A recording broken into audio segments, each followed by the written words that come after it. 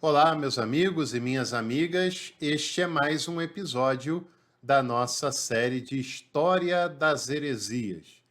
É um momento que nós separamos para abordar um dos movimentos ou interpretações teológicas da história da teologia que foram consideradas heréticas e procurar entender um pouquinho mais por que foram consideradas dessa maneira.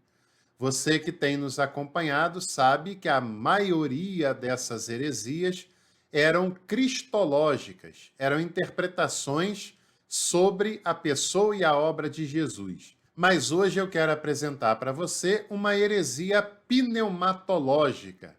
Quer pensar um pouco mais sobre isso? Então é só ficar comigo até o final. Não se esqueça de deixar o seu like e nós vamos falar sobre isso no episódio de hoje.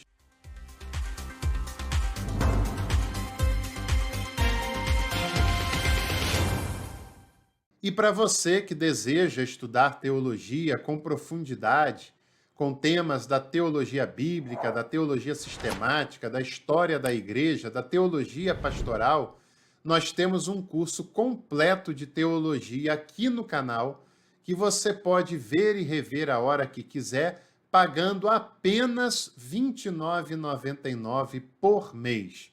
É a sua chance de ter acesso a uma teologia não confessional, com corpo docente qualificado, pagando bem pouquinho. Clica ali em Seja Membro e os planos Café Completo para cima dão acesso a esse conteúdo e outros mais. Então participe conosco, eu tenho certeza que você vai gostar bastante.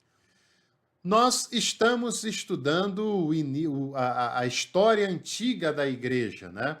Esse período que vai até o século IV, aproximadamente, e é um período com muitas interpretações sobre Jesus, sobre a sua obra, sobre a sua pessoa, e interpretações essas que foram condenadas pela igreja, algumas condenadas nos concílios, outras em sínodos locais, outras até por autoridades ligadas à própria igreja.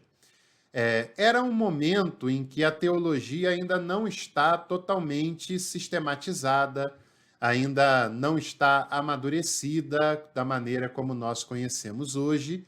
E é claro que algumas pessoas cometem erros, equívocos de várias naturezas ao longo desse processo.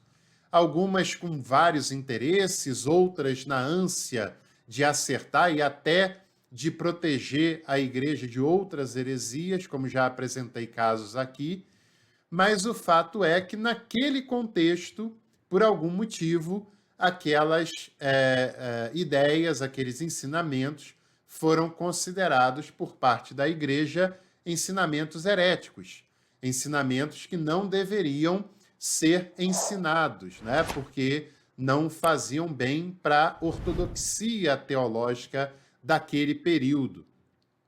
E a gente sabe também que os primeiros séculos, né, se é da igreja e da teologia cristã que nós estamos falando, as principais dificuldades e aprofundamentos que a igreja faz é em relação à cristologia, é em relação a Jesus, né? E a gente vê isso desde os credos, em que o capítulo que mais se fala é sobre a fé em Jesus Cristo.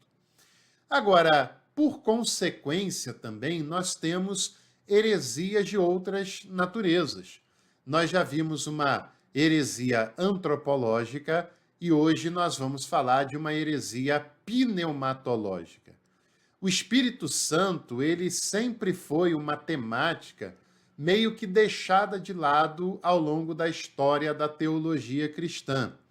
Sempre houve pessoas que refletiam sobre o assunto, pessoas que tinham experiências com o Espírito e os seus dons, mas a sua reflexão, ela não é tão abundante quanto a reflexão sobre Jesus, às vezes até sobre a igreja, sobre o ser humano.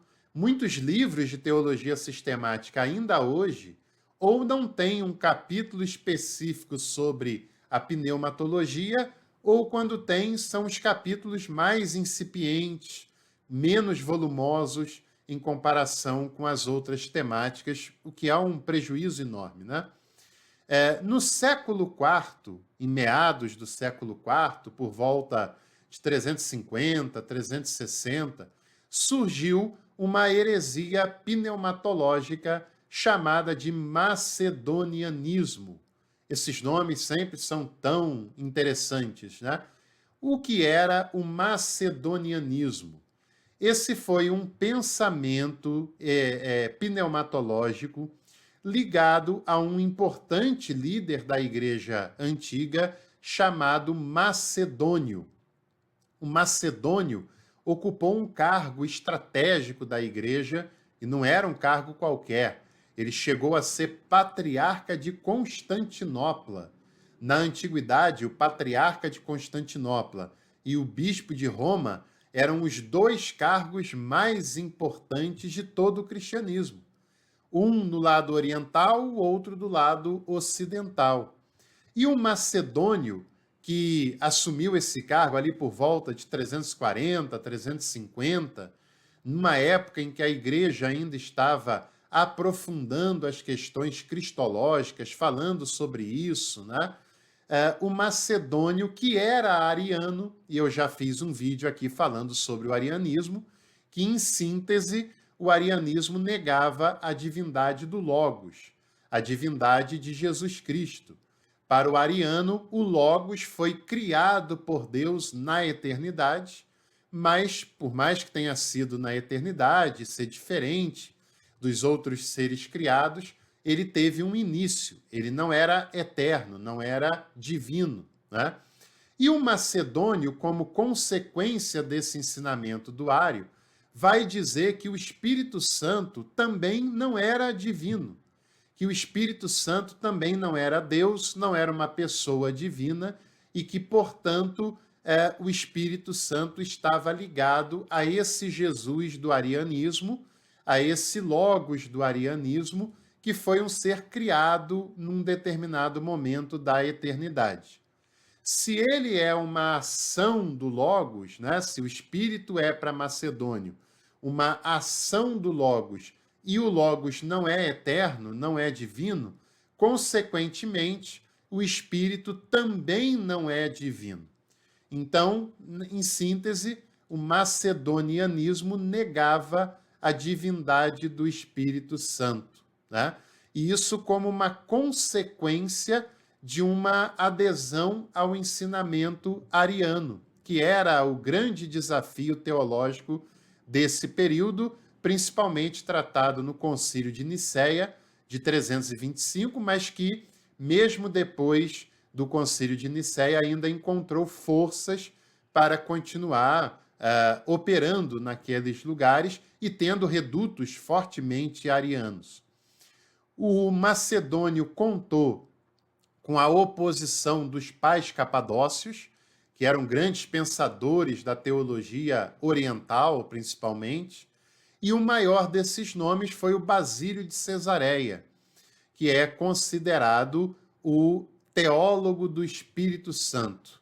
Na coleção da editora Paulus, que eu recomendo, né, a coleção da Patrística, da editora Paulus, tem um volume do Basílio de Cesareia, cujo título é Do Espírito Santo. O único grande nome da patrística, o único grande teólogo da antiguidade, que fez uma obra especificamente para pensar e falar sobre a pessoa do Espírito Santo. E é claro que o Basílio ele não aceita os ensinamentos do Macedônio, não aceita a sua rejeição à divindade e à pessoalidade do Espírito Santo, né? Para o Basílio, o Espírito é uma pessoa, o Espírito é uma pessoa divina, o Espírito é Deus, assim como o Pai, assim como o Filho. E essa oposição de Basílio, ela é bastante importante no combate a esse pensamento ligado ao Macedônio. E os discípulos do Macedônio, imagina você, alguém que é patriarca de Constantinopla, por si só já gozava de prestígio e já tem uma série de pessoas que seguem os seus ensinamentos. E esses seguidores são chamados de pneumatômacos. Um nome bem estranho, por sinal, mas os pneumatômacos eram os seguidores desse ensinamento que negava a divindade do Espírito Santo. Diante dessa questão tão séria, né, o macedônio é condenado pelo Sínodo de Alexandria no ano de 362, que também foi o ano em que o macedônio morreu um tempinho depois disso. Alexandria e Constantinopla, em alguns momentos, se opunham uma à outra, né? E a gente já viu alguns casos aqui em que isso aconteceu, e desta vez, um sínodo em Alexandria e o macedonianismo é condenado. Mesmo depois da morte do macedônio, os seus seguidores levam adiante o seu ensinamento e continuam crendo nos mesmos moldes do macedônio. Com isso, o Concílio Constantinopla I, que está aprofundando as questões cristológicas, os ensinamentos de Nicéia, também condena o macedonianismo e declara oficialmente a divindade do Espírito Santo, o que acontece em 381, no concílio realizado em Constantinopla, que era o lugar onde, poucos anos antes, o macedônio tinha sido patriarca. Não só é um ensinamento, uma posição teológica, como também é um símbolo político eclesiástico extremamente importante. Agora, o que é muito estranho é entender que até os dias de hoje tem pessoas que se dizem cristãs que não sabem que o Espírito Santo é uma pessoa, que acham que o Espírito Santo é uma força, um poder, algo que é a operação de Deus, né? E pessoas que ainda têm dificuldade de orar ao Espírito Santo, de reconhecê-lo como divino, assim como o Pai e Jesus, né? Quem assim pensa precisa, claro, aprofundar os seus conhecimentos cristãos e os seus ensinamentos sobre a Trindade, que é um elemento bastante básico da teologia cristã. E se você gostou de mais esse episódio da série de História das Heresias, deixe aqui o seu like, compartilhe o nosso conteúdo e em breve nós nos encontraremos para mais um Café com Teologia. Te vejo por aqui.